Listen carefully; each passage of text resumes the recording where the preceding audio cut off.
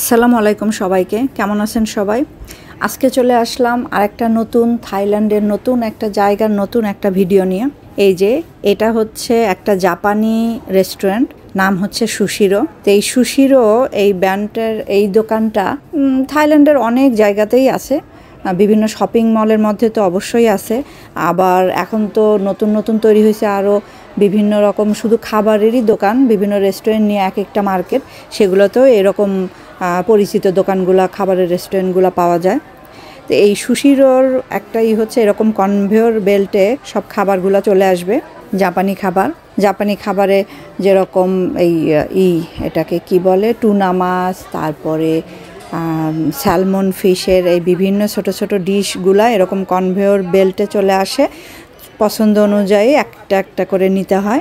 জাপানি খাবারে তো ওয়াসাবি মাস্ট।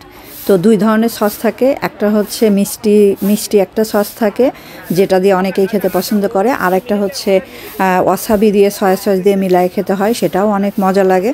তো যারা জাপানি খেতে পছন্দ করেন তারা তো জানেনই সুশিরোটা খুবই পপুলার একটা দোকান, এখানে এরকমভাবেই খেতে হয়। আর এক একটা প্লেট কোনোটা 40 বাত, কোনোটা 60 বাত, কোনোটা 80 বাত, আবার কোনোটা আছে 120 বাত করে। তো এই যে এখানে দামও দেওয়া আছে, নেওয়ার আগে দেখে নিতে পারে সবাই যে কী ধরনের কোন প্লেটটা কত দাম। আর টেবিলে গরম পানি দেওয়াই থাকে, গ্রিন টি থাকে, সেটা দিয়ে গ্রিন টি বানায় খেতে হয়।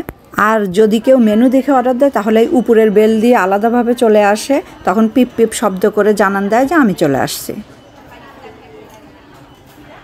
ওরা কিভাবে কাউন্ট করে? প্রতিটা প্লেটের মধ্যে দেওয়া আছে, RFID দেওয়া আছে, তাতে ওর মেশিনটা ขออนุญาตบริการอาหารคุณลูกค้านะคะเป็นสุกี้จานแดง7 จานค่ะจานเงิน5 จานจานทอง2 จานจานดำ1 จานค่ะจานอาหารครบนะคะ